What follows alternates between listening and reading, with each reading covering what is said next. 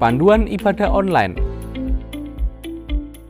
Persiapkan hati untuk beribadah di hadapan Tuhan. Jangan sambil tiduran ya. Persiapkan tempat yang tepat. Disarankan memakai ruang keluarga. Hindari gangguan notifikasi handphone. Persiapkan waktu untuk fokus beribadah. Jangan selfie, komen-komen, atau ngobrol sendiri. Pakailah pakaian yang sopan, yang menunjukkan sikap hormat beribadah.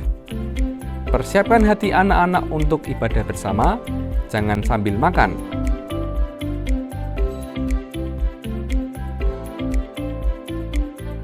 Selamat beribadah.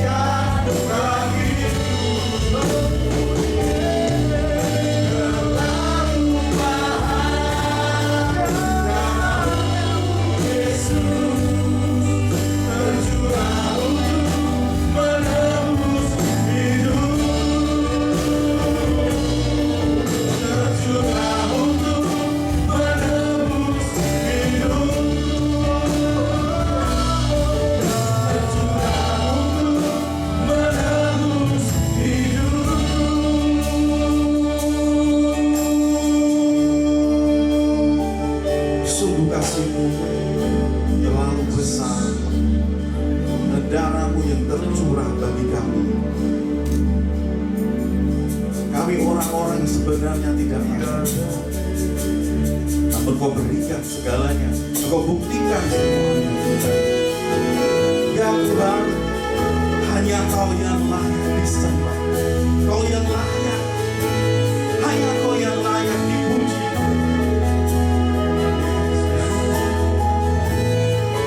Sungguh mulia Kau Tuhan Yesus.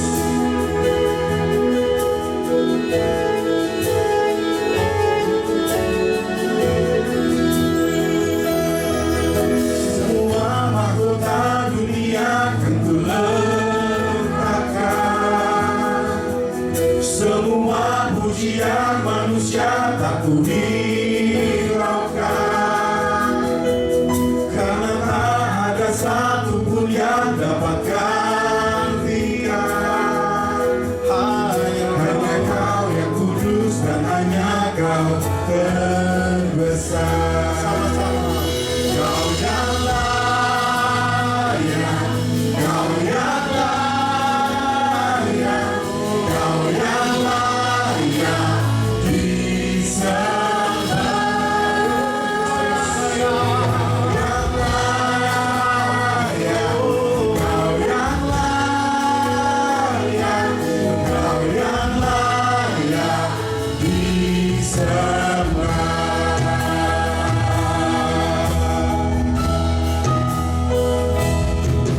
Kau dekat dengan semua yang memanggilmu. Betapa besar dan mulianya Kamu. Sungguh tak ada satu pun yang dapat gantikan. Ku angkat tangan denganku bersorak. Kau yang layak, Kau yang layak, hanya Kau yang layak disembah. Kau yang layak, Kau yang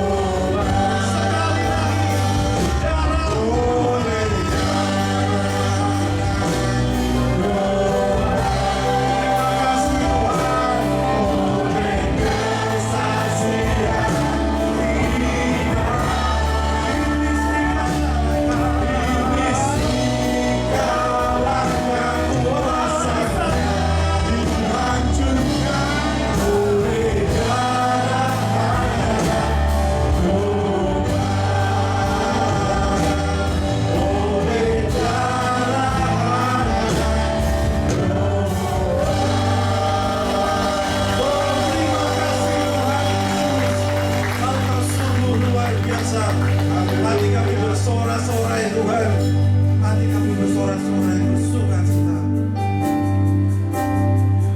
Kami semua berdiri di tempat ini Tuhan. Dari segala suku bangsa Tuhan, anak kami bersukacita, kami bersyukur, kami umat-Mu yang telah ditebus.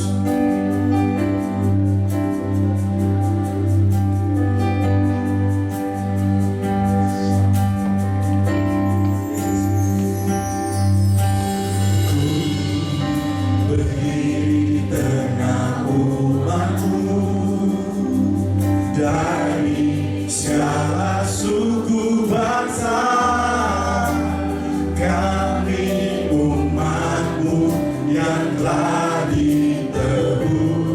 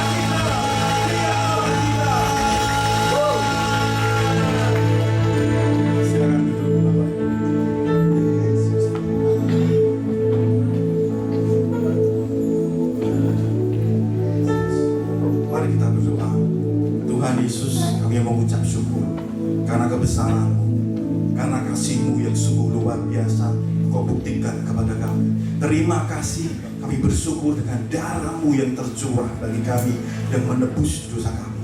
Tuhan, saat ini kami bagaikan tanah yang gembur Tuhan.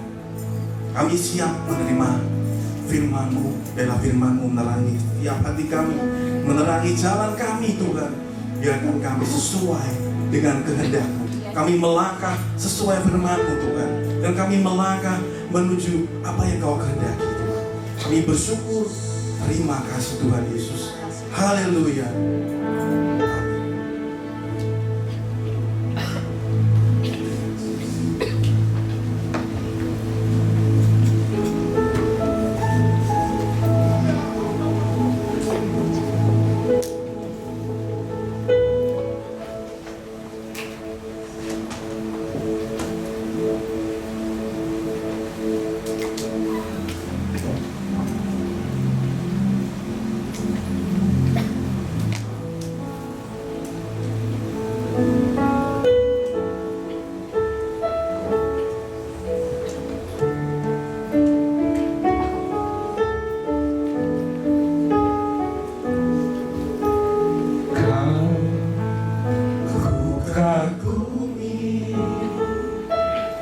Dalam hati kasih-Mu tiada duanya, sampai kini ku akui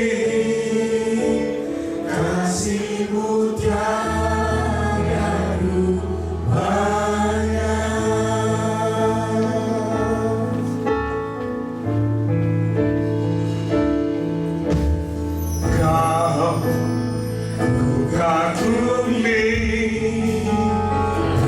Dalam hati kasih-Mu tiada duanya,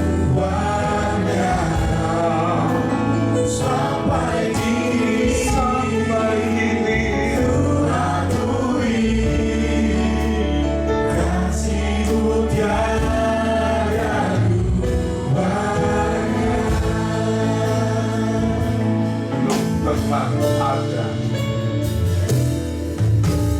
belum pernah ada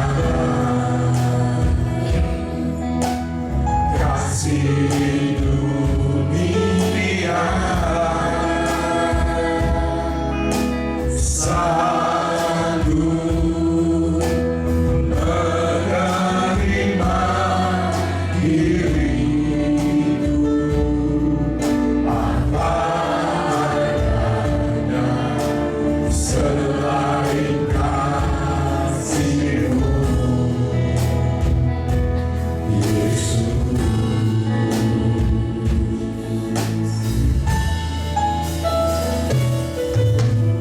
Takkan ada lagi kasih seperti ini,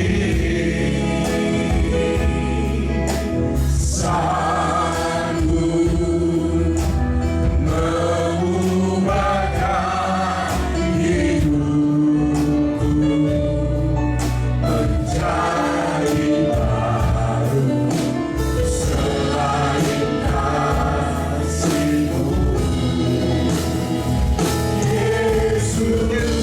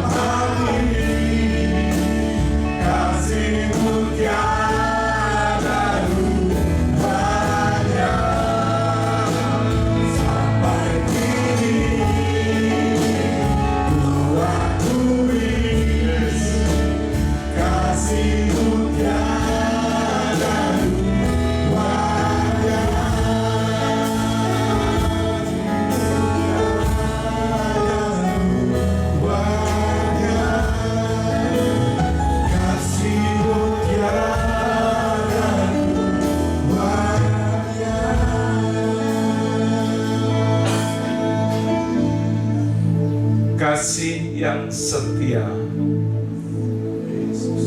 kasih yang penuh dengan pengorbanan.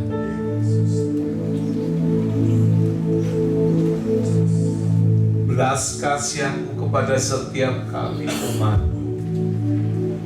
yang seharusnya binasa oleh karena maut,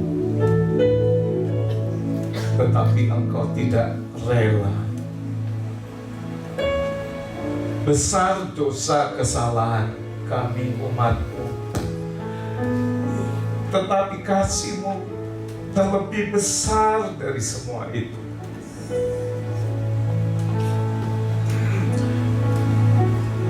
Engkau menghendaki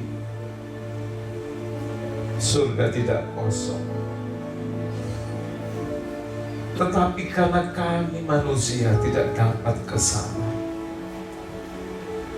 Engkau hadirkan, Kau bawa surga itu turun di tengah-tengah kami. Datanglah kerajaan-Mu, jadilah kehendak-Mu di bumi seperti di surga.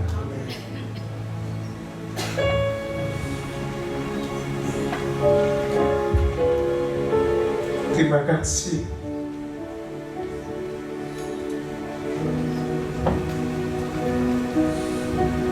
Engkau ditelanjangi, Engkau dipermalukan, Engkau dihina, Engkau ditercam,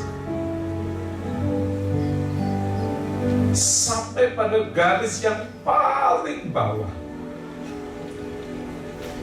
Kerendahan hati yang menyentuh tanah, sehingga setiap kami tidak dapat lagi direndahkan, karena Engkau sudah tanggung semua itu. Semua olok-olok,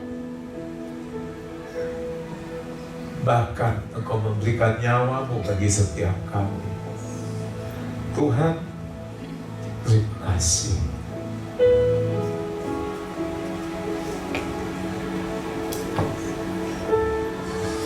Begitu besar kasih Allah kepada manusia, seharusnya kami binasa.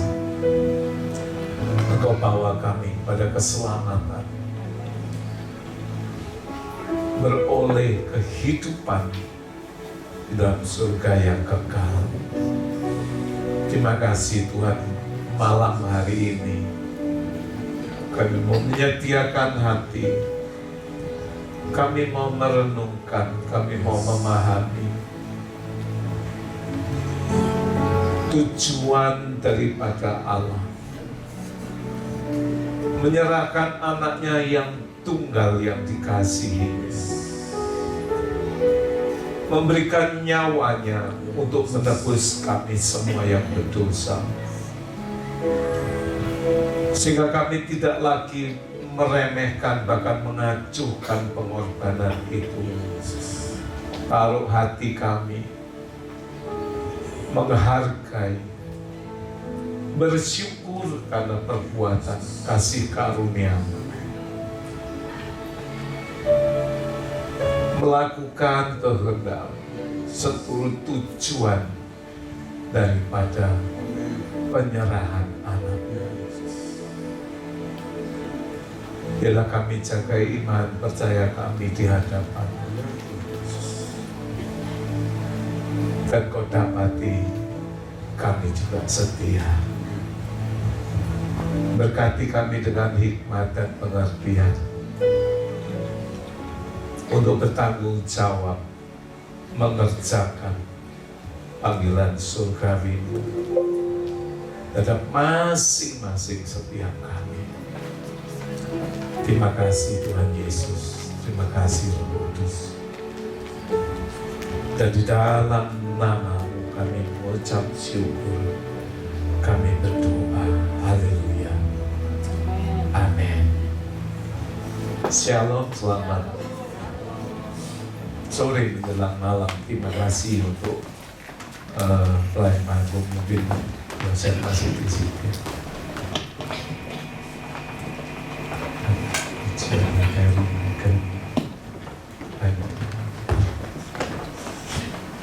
Terima kasih untuk pertama-tama panitia yang terus dengan setia mengerjakan tugas-tugasnya mulai dari Natal sampai dengan saat sekarang, masuk ke Jumat Agung dan juga Paskah. Terima kasih juga untuk seluruh pelayan panggung yang ambil bagian yang saya tidak dapat sebutkan satu persatu. Bagaimana mereka mempersiapkan semua ini tanpa kita tahu. Mereka terus berlatih dan berlatih untuk melayani Tuhan, untuk menyenangkan hati Tuhan. Malam dilalui terus latihan, hujan dilewati. Jadi hujan pun latihan. Kalau nggak hujan, nunggu hujan baru latihan. Luar biasa. Ya, saya mengapresiasi biarlah Tuhan memberkati, menggantikan upaya bagaimana Anda tulus untuk membawa seluruh sidang jemaat Tuhan datang kepadanya. Bapak Ibu, Shalom, Anda bersuka cita? Ya, puji Tuhan. Satu message yang perlu kita renungkan.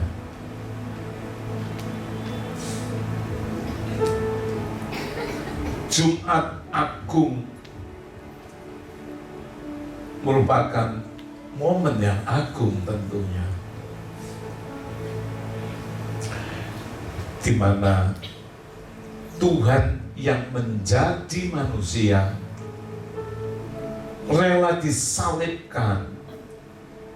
Dia mati demi menebus dosa semua manusia, dosa saya dan Anda. Dia Tuhan yang rela menjadi manusia dan rela mati untuk menebus dosa setiap kita. Kalau kita renungkan, ini sesuatu yang kontradiktif. Sementara banyak orang ingin dipuji, ingin disembah, ingin dipermuliakan. Kalau Anda nggak hormati, bahaya. Tetapi ini Tuhan yang rela memberikan dirinya bagi manusia ciptaannya, tanpa bertanya apakah engkau akan menyembahku, akan percaya kepadaku. Bahkan dia relakan itu ketika kita masih berdosa. Di dalam salib ada penebusan Kristus yang mendamaikan Allah dengan manusia. Karena kita terpisah, terhilang, tidak lagi terhubung karena dosa. Makanya ketika manusia jatuh di dalam dosa, manusia kehilangan relasi, manusia kehilangan sebuah hubungan kepada Allah yang menciptakan. Makanya kemudian dicari, ada, di manakah engkau? Sebuah hubungan Allah yang kuasa. Ketika kita terhubung dengan Dia, kita juga dilingkupi dengan kuasanya.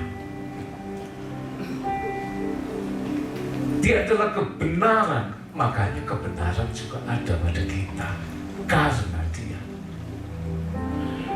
Karena Dia hidup, kita beroleh hidup.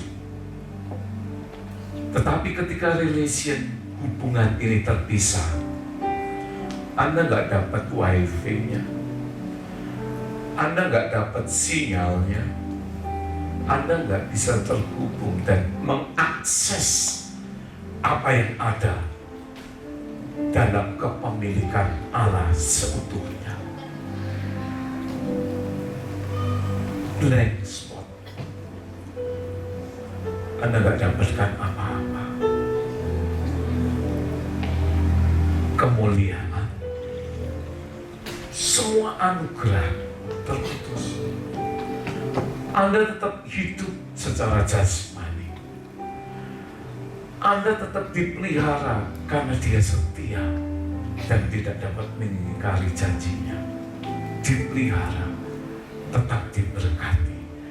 Tetapi sesuatu yang ilahi jauh daripada kehidupan kita.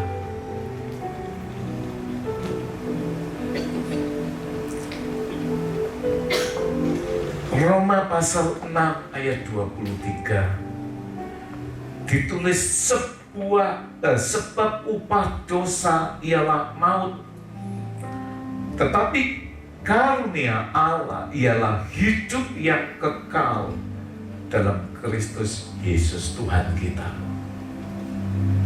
Upah dosa maut, tetapi karunia Allah ialah hidup yang kekal. Blueprint cetak biru, purpose creation. Kita diciptakan untuk mengalami kehidupan yang kekal. Tapi itu terhilang. Berbicara maut, maut adalah tentang kematian yang kekal, penderitaan yang tiada akhir. Dan perhatikan baik-baik, maut tidak dapat ditukar dengan perbuatan baik. Maut tidak dapat ditukar dengan amal. Maut tidak dapat ditukar atau digantikan dengan ibadah sekalipun.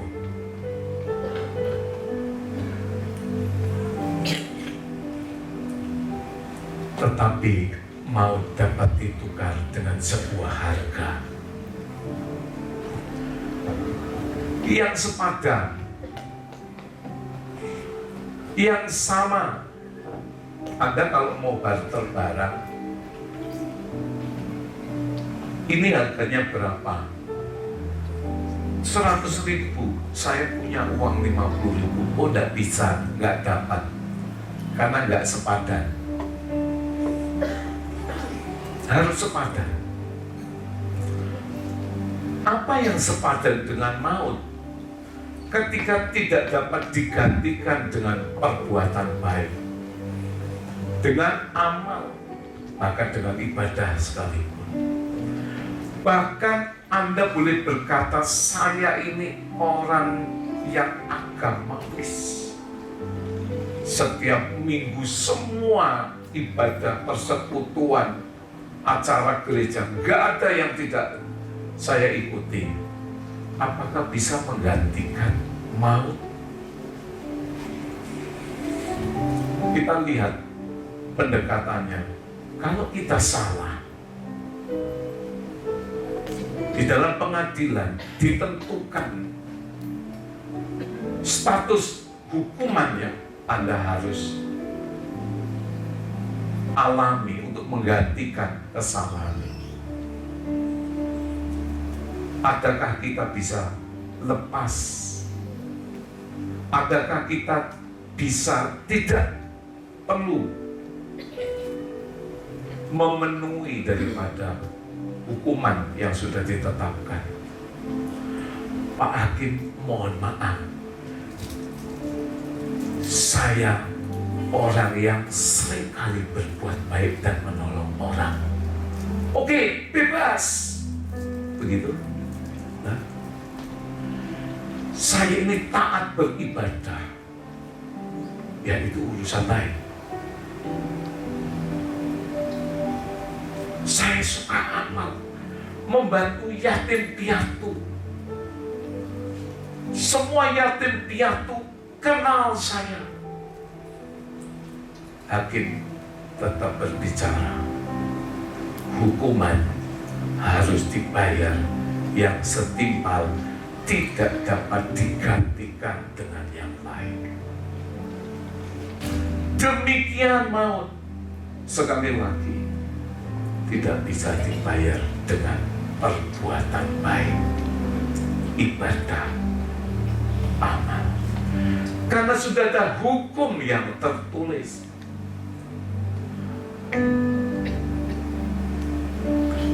Sebab berlaku nyawa ganti nyawa, mata ganti mata, gigi ganti gigi, tangan ganti tangan, dan kaki ganti kaki. Ulangan 19 ayat 21. Jikalau maut itu adalah nyawa,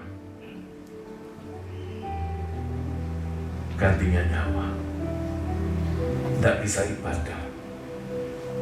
Kalau Anda ibadah setahun, lebih dari 365 hari, Anda bisa bayar maut? Enggak.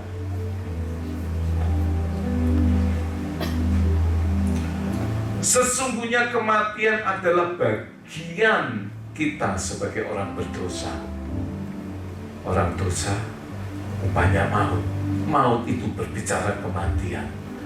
Kematian itu berbicara nyawa.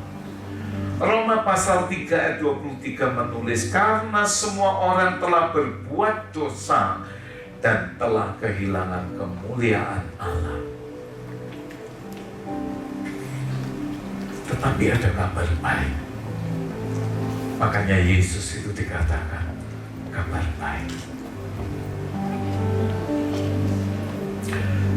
Kabar baiknya adalah Yesus berkata dalam Lukas pasal 19 ayat yang ke-10, sebab Anak Manusia datang untuk mencari dan menyelamatkan yang hilang. Seringkali kita berpikir sempit. Yang hilang itu yang sudah lama tidak beribadah. Yang hilang itu tidak lagi giat untuk ke gereja. Istilahnya kalau kita ngomong, yang hilang itu sudah kembali ke dunia dan murtad, seperti itu. Tapi sebetulnya yang terhilang itu yang berdosa, dan di dalamnya maut, kematian, terhilang. Dia mencari yang sedang mengalami satu resiko dan bahaya. Ketika Daud kehilangan satu hewan peliharaannya, dia tinggalkan, dia cari. Kenapa? Di luar daripada coveringnya, di luar daripada perlindungannya, di luar daripada pengawasannya, terhilang. Itu bahaya. Mungkin ada hewan buas akan menerkam dan memakannya.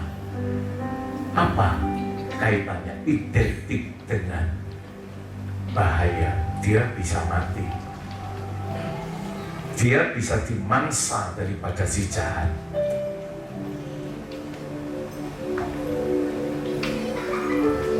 Dia keluar daripada kasih karunia, keluar daripada perlindungannya. Untuk menyelamatkan manusia yang terhilang atau berdosa, untuk itu Yesus harus mati. Penderitaan dan kematian yang seharusnya kita tanggung, ditanggungnya di atas kayu salib. Apakah dia harusnya seperti itu?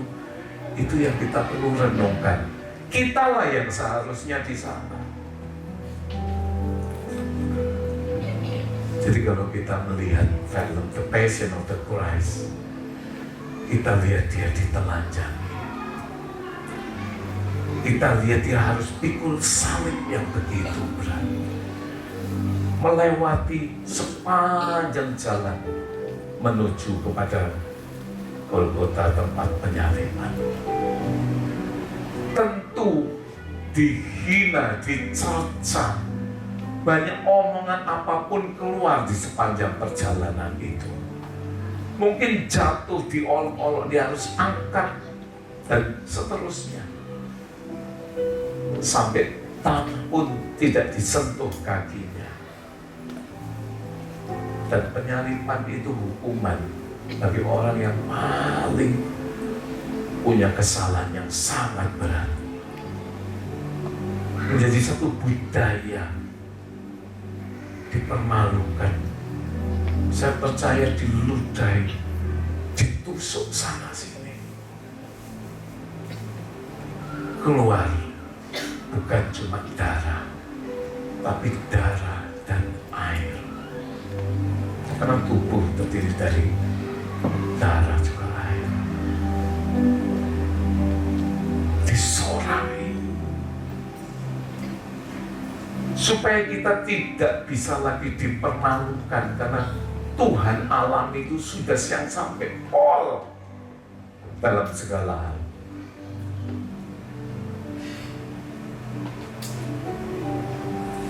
Dia yang tidak mengenal dosa telah dibuatnya menjadi dosa karena kita, supaya dalam Dia kita dibenarkan oleh Allah.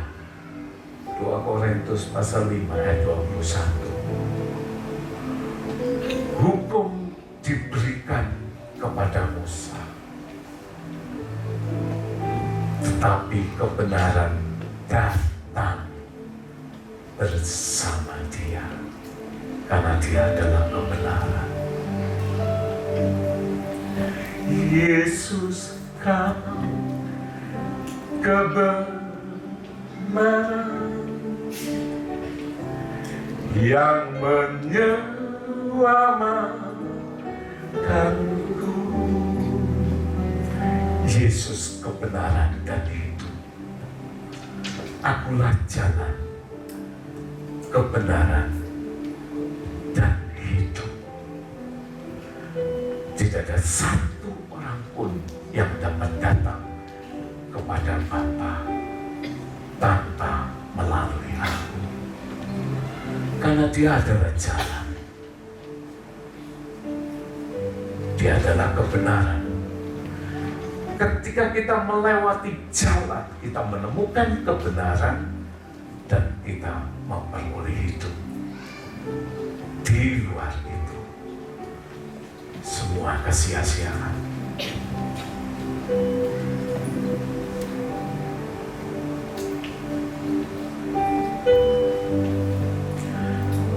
Tanpa melalui pengorbanan Kristus, kita tidak beroleh akses jalan, karena Dia adalah jalan.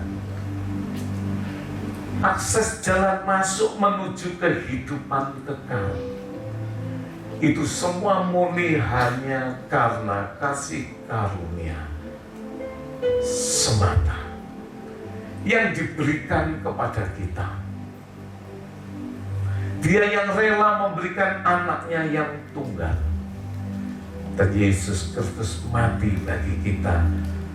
Sekali lagi, apa yang kita alami hari ini, apa yang kita terima hari ini, itu bukan karena usaha dan kebaikan kita. Semua sia-sia belaka. Sebagaimana seperti usaha menjaring angin, dan pada akhirnya semua tidak berguna.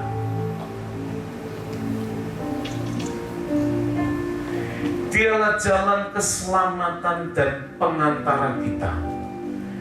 Karena 1 Timotius pasal 2 ayat yang kelima mencatat, karena Allah itu Esa, dan Esa pula Dia yang menjadi pengantara antara Allah dan manusia, yaitu manusia Kristus Yesus.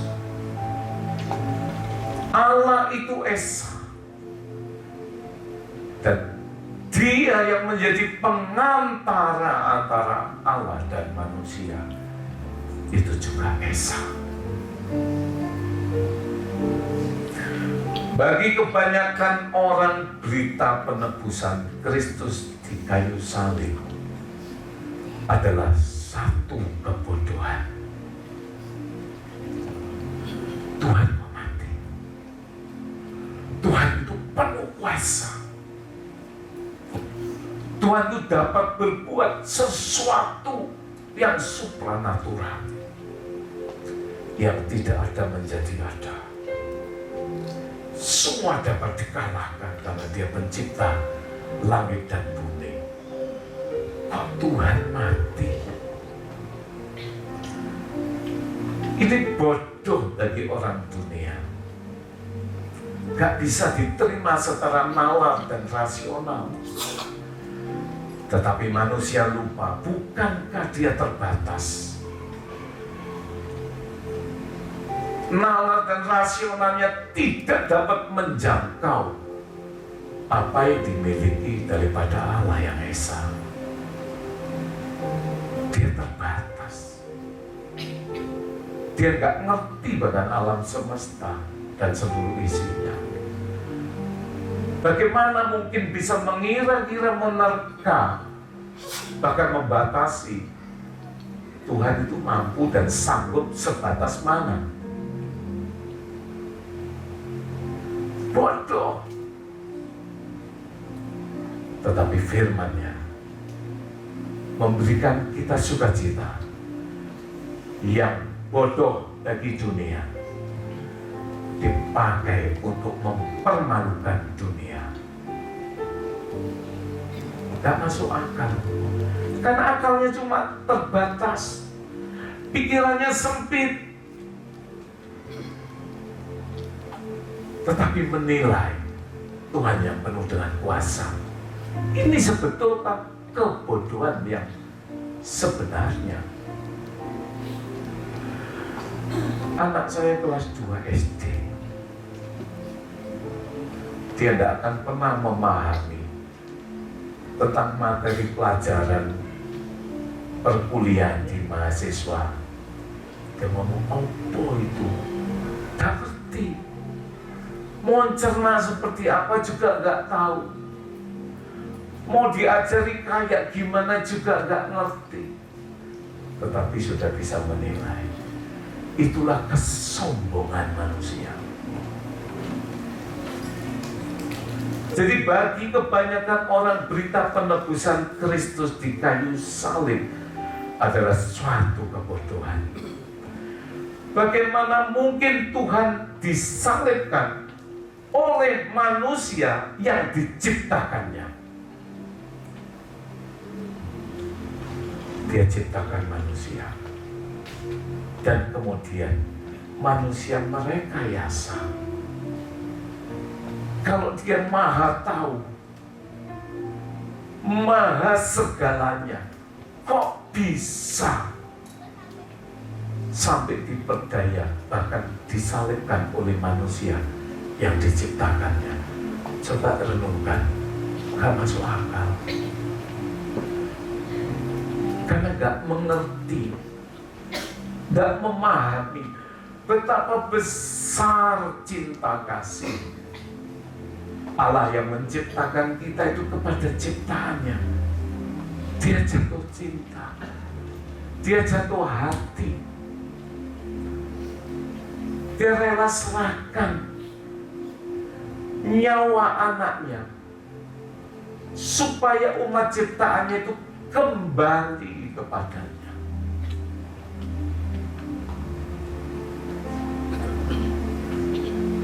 Satu Korintus pasal 1 ayat ke-18. Sebab pemberitaan tentang salib memang adalah kebodohan bagi mereka yang akan binasa. Tetapi bagi kita yang diselamatkan, pemberitaan itu adalah kekuatan Allah. Jangan mudah diombang-ambingkan. Anda nggak akan bisa menjangkau pikiran Allah.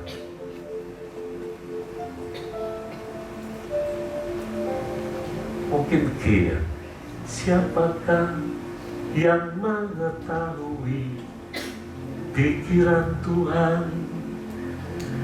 Siapakah yang menjadi penasehatnya? Tidak ada. Tidak ada yang bisa jadi penasehatnya. Tidak ada yang bisa mengerti pikiran Allah.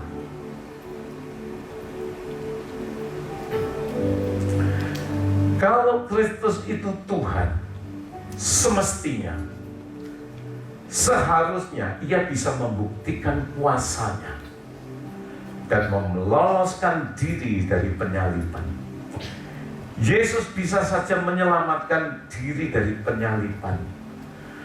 Tetapi sekali lagi bukan itu yang menjadi misi kedatangannya ke dunia ini. Hati-hati.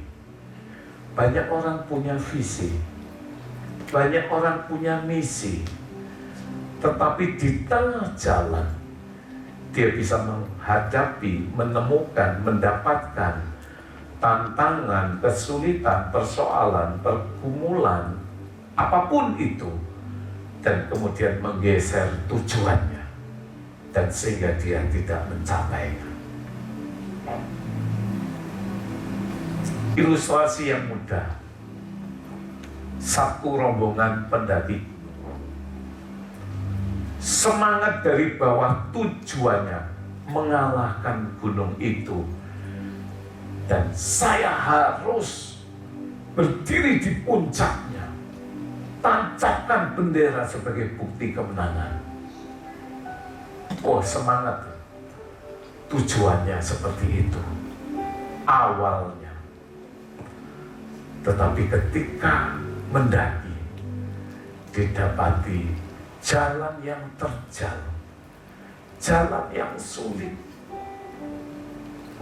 banyak hambatan, banyak tantangan, banyak kesulitan, terus dilewati. Kira-kira sampai 3/4 dari puncak gunung itu, mereka kelelahan. Terus dia lihat sekitar, wow, pemandangannya indah sekali dari situ. Dia lihat kurang 1/4 pendakian, tapi semakin terjal, tentu semakin sulit. Butuh tenaga, butuh effort yang lebih dari sebelumnya.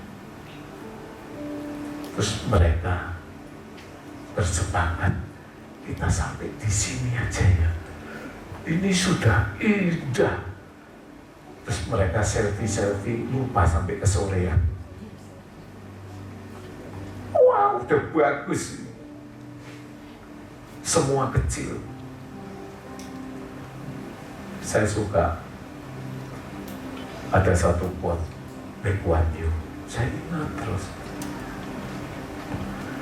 Kalau kamu sudah di atas, ini bahasa bebasnya ya. Kalau kamu sudah di atas, jangan sombong.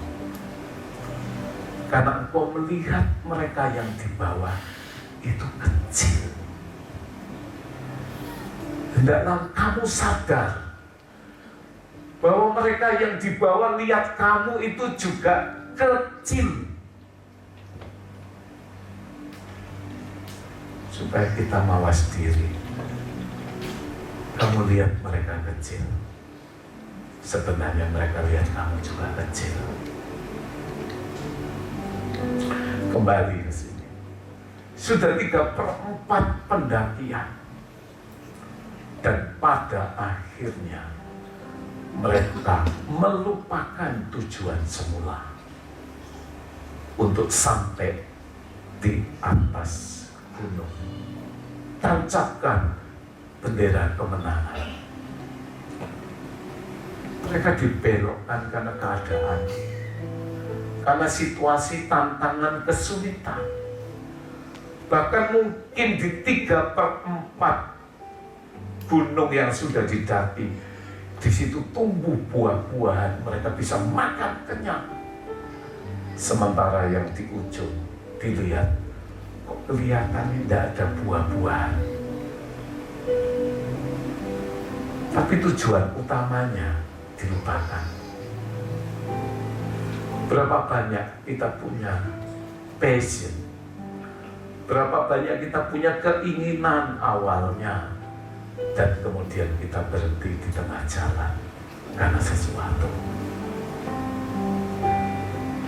Matius pasal 20 ayat 28 menuliskan, Anak Manusia datang bukan untuk dilayani, melainkan untuk melayani dan untuk memberikan nyawanya menjadi tebusan bagi banyak orang.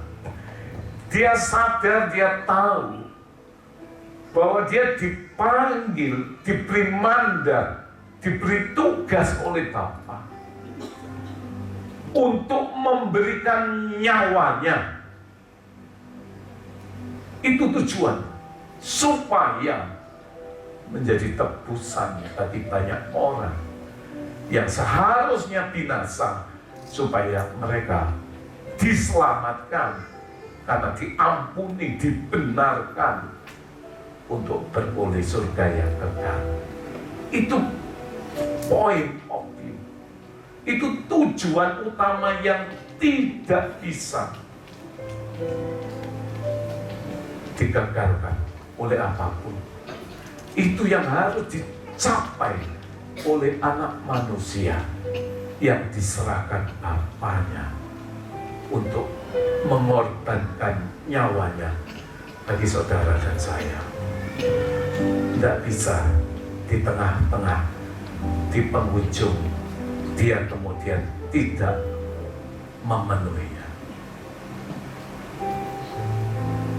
Ini anak manusia yang taat sampai nanti. Dia tahu panggilannya, aku harus serahkan nyawa. Mari kita lihat kelanjutannya. Bagaimana dia dicobai banyak kali. Ketika dia habis puasa, iblis datang. Lompat dari hubungan kalau kau anak manusia. Jadikan batu ini roti kalau engkau berkuasa. Terus itu hambatan-hambatan, termasuk menghadapi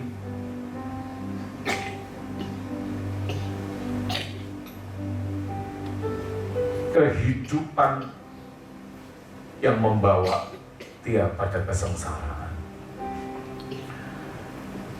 Dia membuka akses kembali. Tujuannya supaya setiap kita kembali terhubung, relation kembali dibangun dengan Allah. Ketika kita terjadi connection dengan Allah Bapa di surga, apa yang dimilikinya kembali menjadi milik kita. Kebenaran, kemuliaan, kehidupan yang kekal. Hambatan dan upaya iblis untuk mengalihkan agar tujuan utama Allah itu tidak tercapai, itu terus dilakukan. Matius pasal 16 ayat 21 sampai 23. Sejak waktu itu Yesus mulai menyatakan kepada murid-muridnya bahwa ia harus pergi ke Yerusalem dan menanggung banyak penderitaan dari pihak tua-tua. Ini sudah terjadi belum? Belum. Dia sudah pergi belum ke Yerusalem? Belum. Apakah dia sudah mengalami penderitaan yang dilakukan dari tua-tua? Belum. Tetapi dia berkata, aku harus pergi ke Yerusalem untuk menanggung banyak penderitaan dari pihak tua-tua, dari imam-imam kepala, dan dari ahli-ahli Taurat. Perhatikan baik-baik. Lalu aku dibunuh dan dibangkitkan pada hari ketiga. Dia tahu kalau dia harus mati. Hati-hati, bahaya. Oh iya, tak balik jalan tembusan aja enggak? Gak ono Pak, jalan tikus pun tak lewati asal selamat. Menghindar. Tapi ini dia berkata, aku harus dianiaya, aku harus dibunuh, tapi aku harus ke sana. Ketika saya mempersiapkan ini, aduh, saya nangis. Dia tahu dia harus mati. Dia tahu dia dianiaya. Dia tahu dia diperlakukan tidak sewajarnya. Tetapi Petrus menarik Yesus ke samping dan menegur dia. Petrus menegur Yesus. Katanya, Tuhan, kiranya Allah menjauhkan hal itu. Hal itu sekali-kali tak akan menimpa engkau. Baik ya. Kiranya Tuhan Allah menjauhkan semua itu daripadamu. Dan sekali-kali yang engkau omongkan itu, engkau akan menderita, engkau akan dianiaya oleh tua-tua, dan engkau akan dibunuh. Sekali-kali itu tidak akan menimpa engkau. Satu pembelaan yang kalau kita lihat baik, api wong tidak gelem aku sengsara.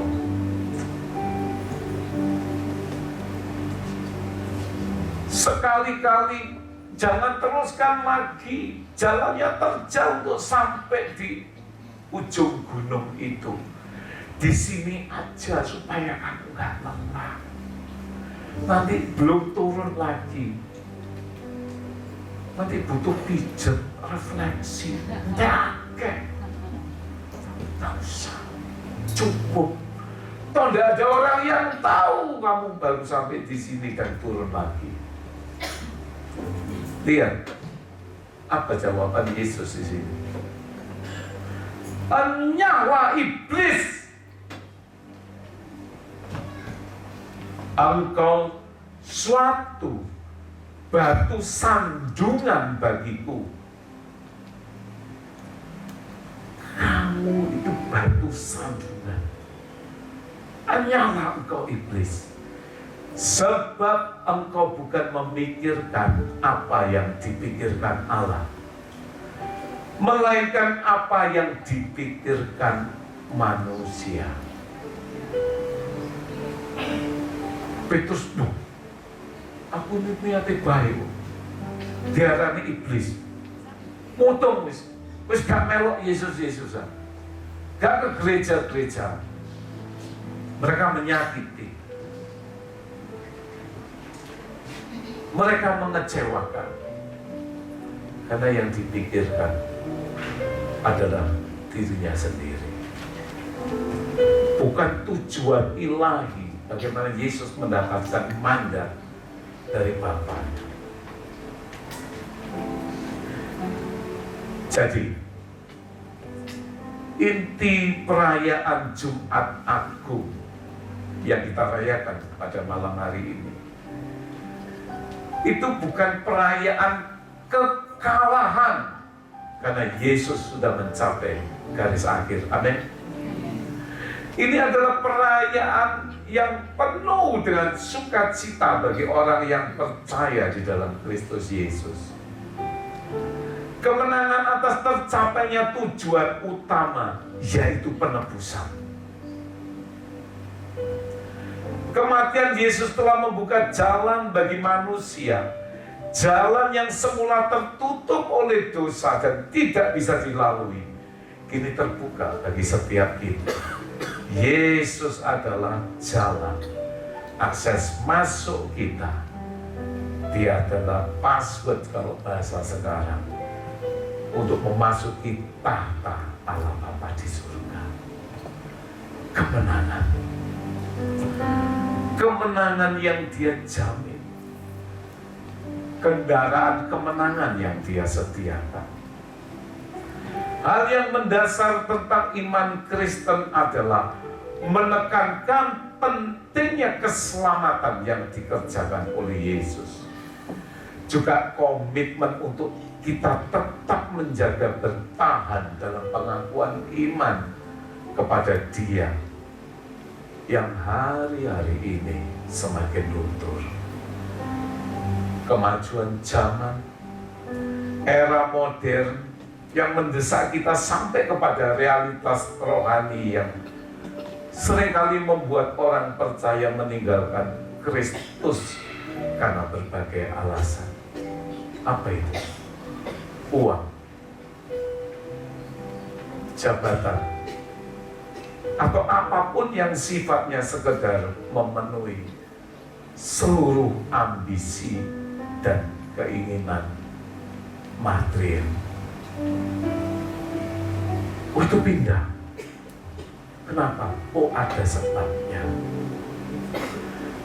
Tetapi kebenaran firman yang begitu jelas, runut runtut satu persatu, tidak lagi menjadi satu value, tidak lagi menjadi satu nilai untuk dipertahankan,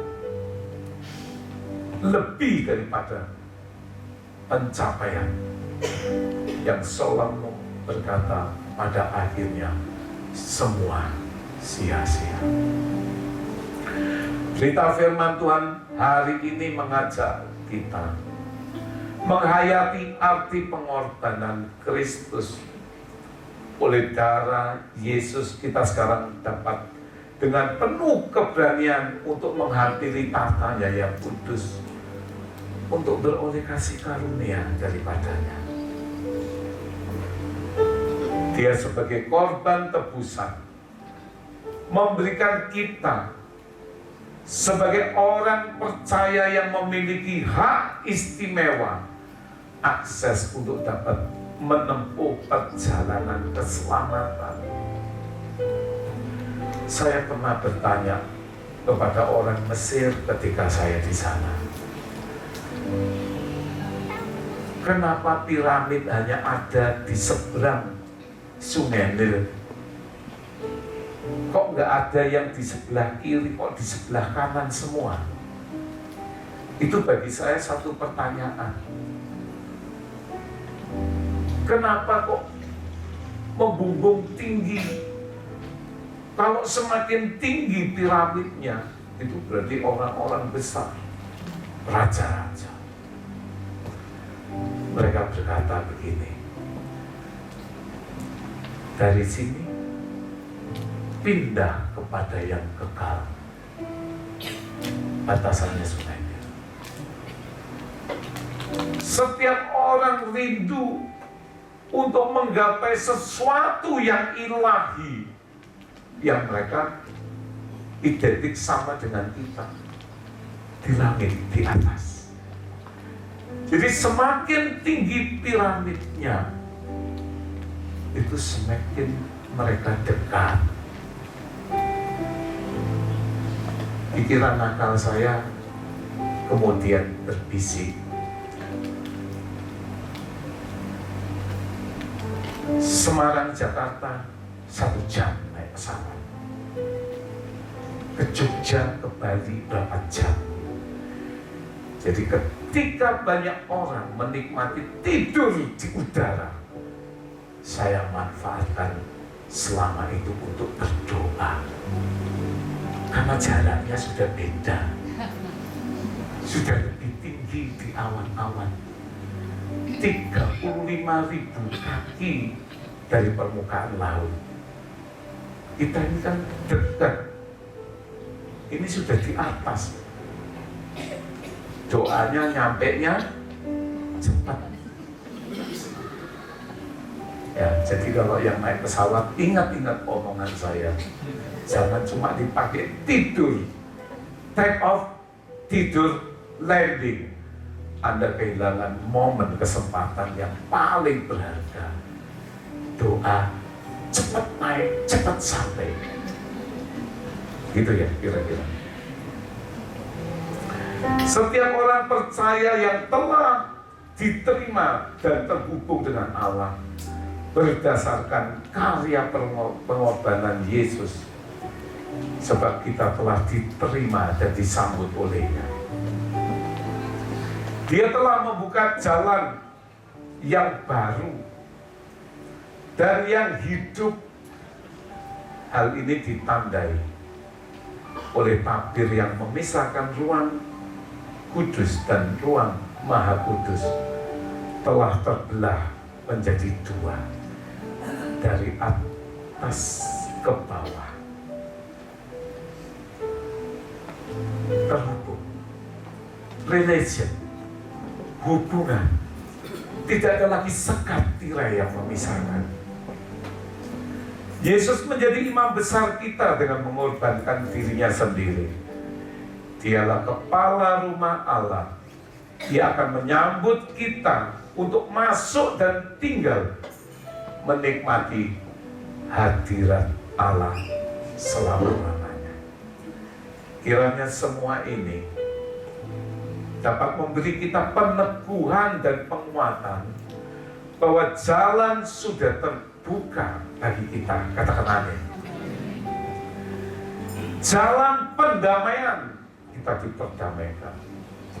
Jalan keselamatan oleh kematian Tuhan Yesus Kristus. Dan sudah seharusnya kita datang beribadah kepadanya malam hari ini dengan penuh ucapan syukur, dengan hati yang murni, dengan tulus dan ikhlas untuk mempersembahkan hati kita kepadanya. Itu adalah persembahan, sacrifice of heart.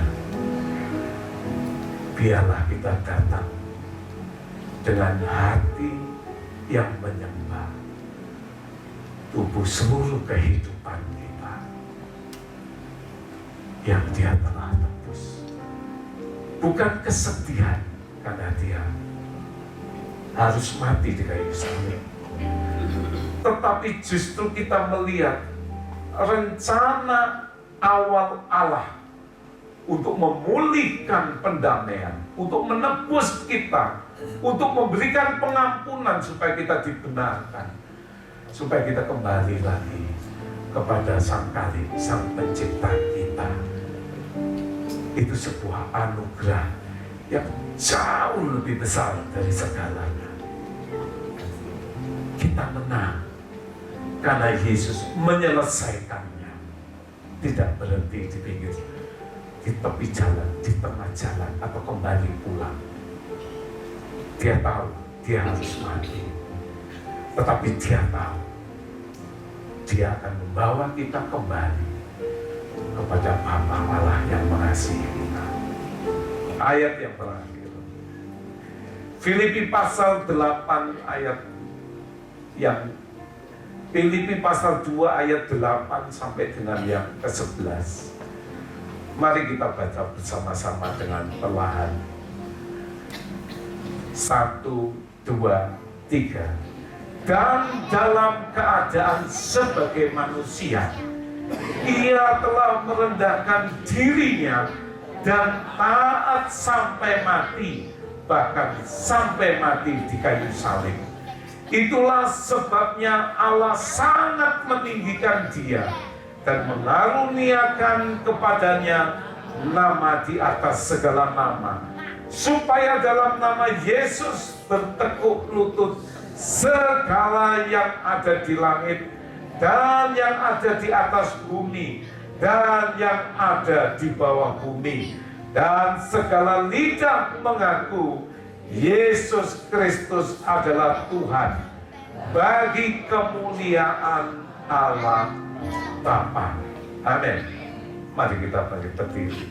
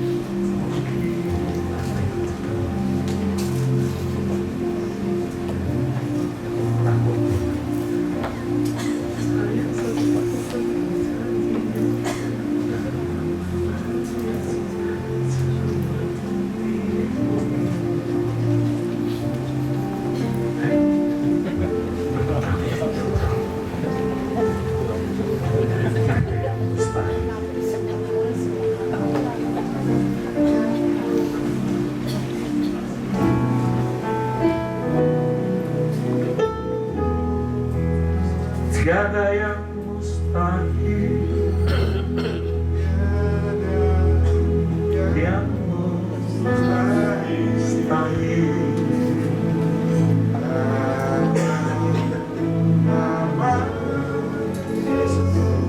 Amen.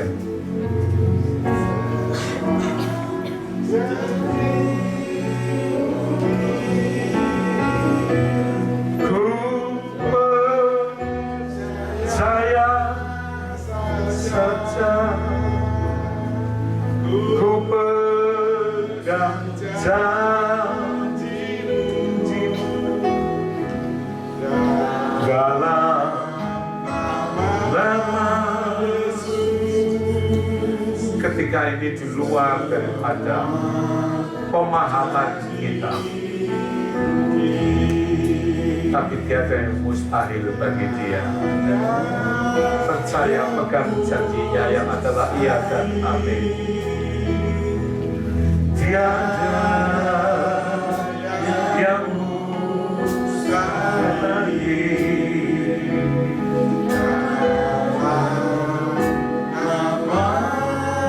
Saya undang pelayan perjamuan khusus. Jadi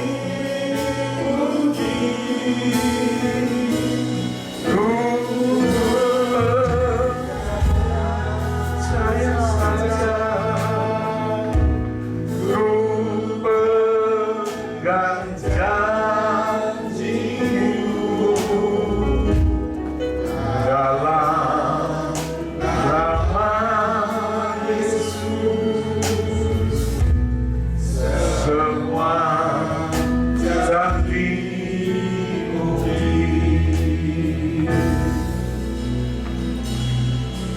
baikkan satu pujian penyembahan, silakan. Mari kita bersama-sama datang kepada Dia.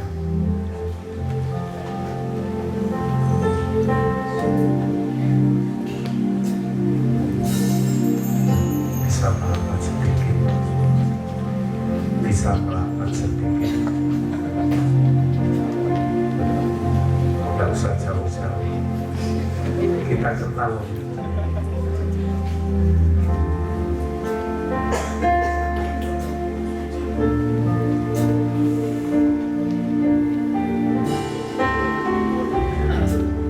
Tuhan, kami bersyukur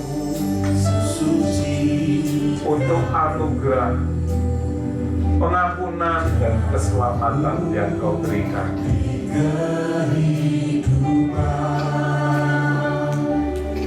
Seharusnya kami binasa oleh karena dosa, tapi Kau sudah tebus dan Kau angkat kami. Kau pindahkan kami dari maut kepada keselamatan, dari kuasa, dari perjamuan ilahi yang adalah perjanjian yang covenant. Pada malam hari ini kami terima sebagai berkat ilahi. Terima kasih Tuhan Yesus, berperkaralah di dalam hidup kami sepenuhnya. Ampuni setiap kami,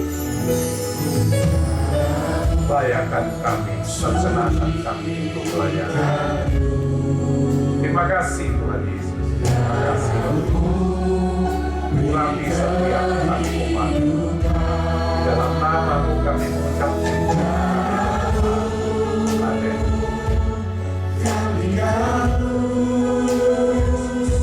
Sebagai korban tebusan,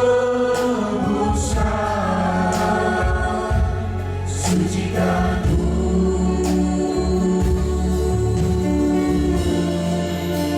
seputih salju segala dosaku. Yesusku, korban-Mu yang mulia.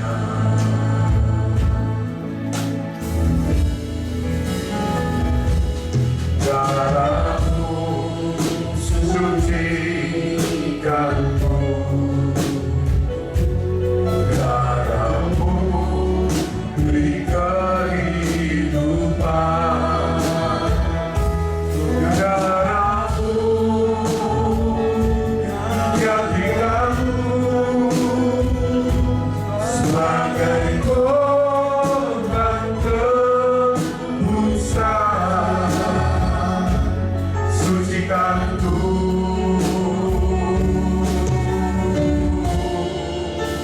seputih salju segala dosaku. Yesusku, korban-Mu yang mulia.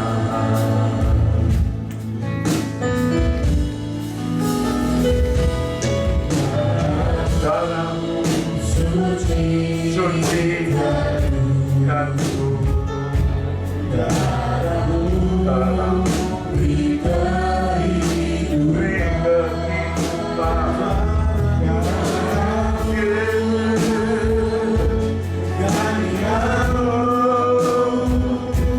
Sebagai korban tebusan,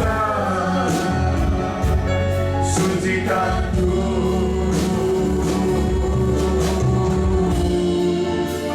seputih salju segala dosaku.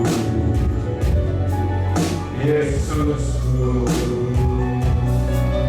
korban-Mu yang mulia.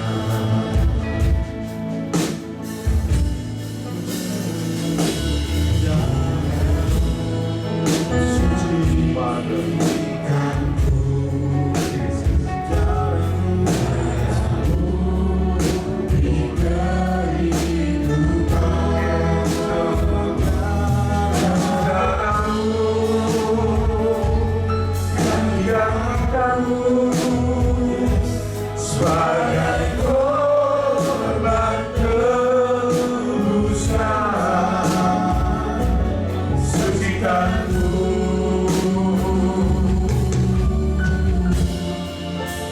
seputih salju segala dosaku.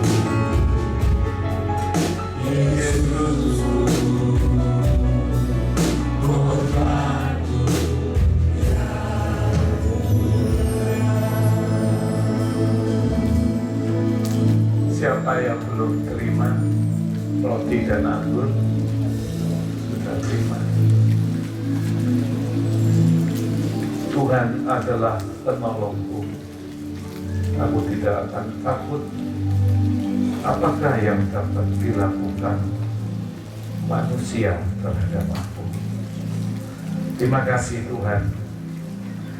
Kami percaya untuk itu kami berkata-kata. Engkau sudah mengampuni setiap salah dosa kami. Dan kuasa perjanjianmu tetap sama dahulu sekarang sampai selama-lamanya. Allah yang sama, Allah yang kami sembah, Allah Abraham, Allah Ishak, Allah Yakub.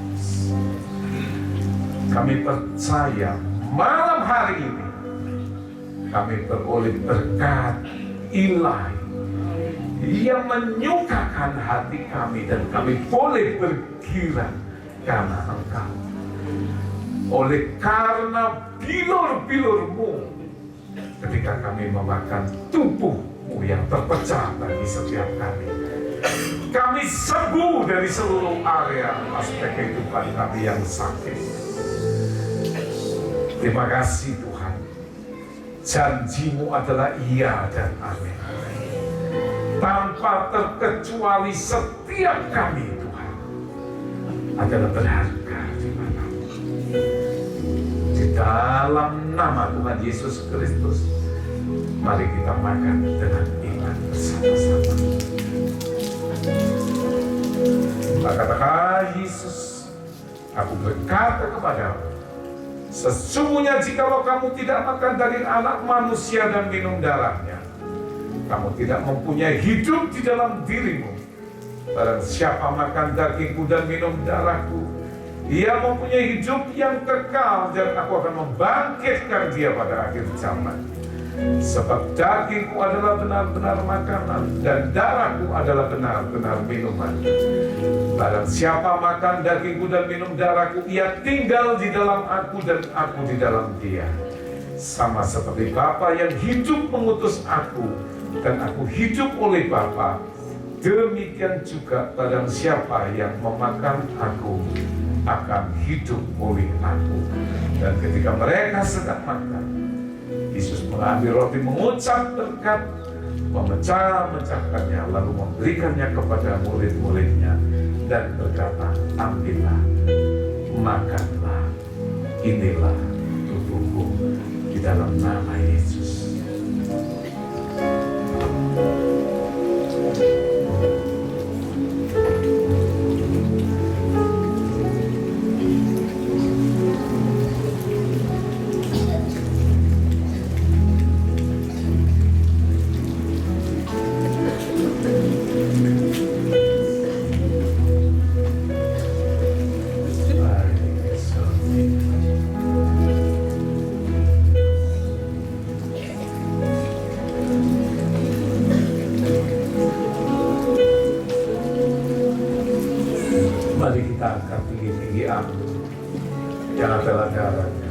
Sesudah itu ia mengambil cawan, mengucap syukur, lalu memberikannya kepada mereka dan berkata, minumlah kamu semua dari cawan ini, sebab inilah darahku, darah perjanjian yang ditumpahkan bagi banyak orang untuk pengampunan dosa.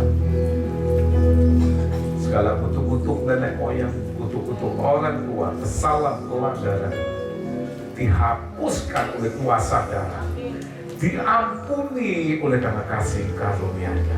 Kuasa penebusan yang ada di kayu salib memberikan kami kelepasan dan pembebasan. Terima kasih Tuhan Yesus. Mari kita minum bersama-sama.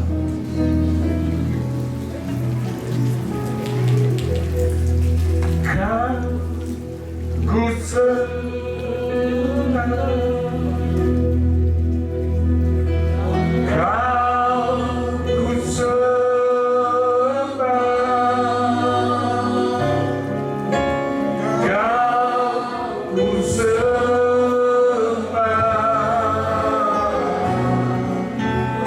oh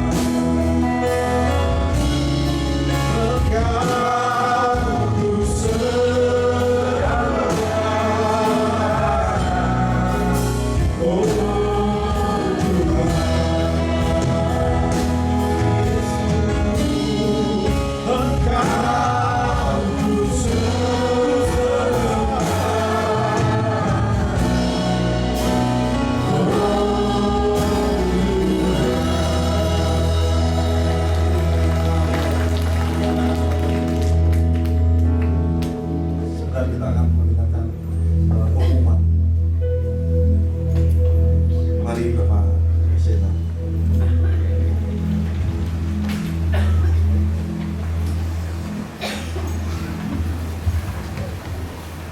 Shalom Bapak Ibu Saudara Saudara. Rumahnya cuma satu. Ingat baik-baik, kita akan ibadah Paskah pada hari Minggu pukul 7 pagi.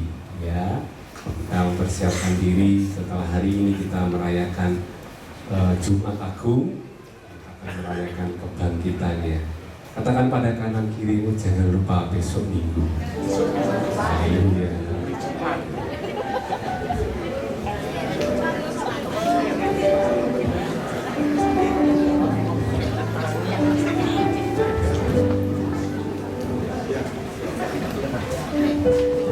Mari.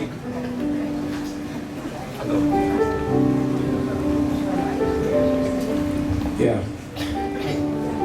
Mari kita bangkit berdiri. Ini awal ibadahnya Eliezer Esra Ananda. Ya.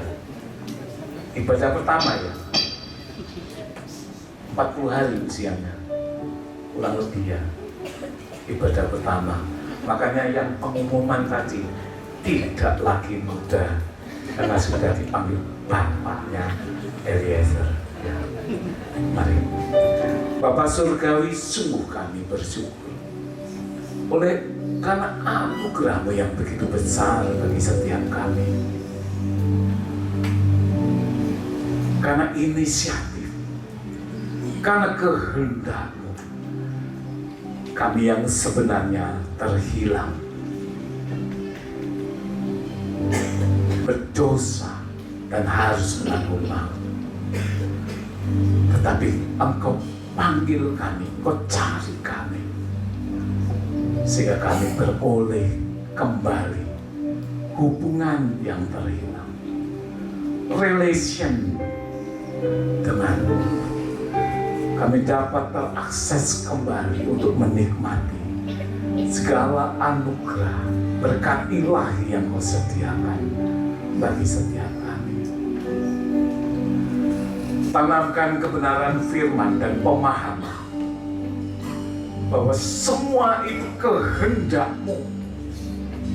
Engkau yang memiliki tujuan untuk memanggil kami pulang.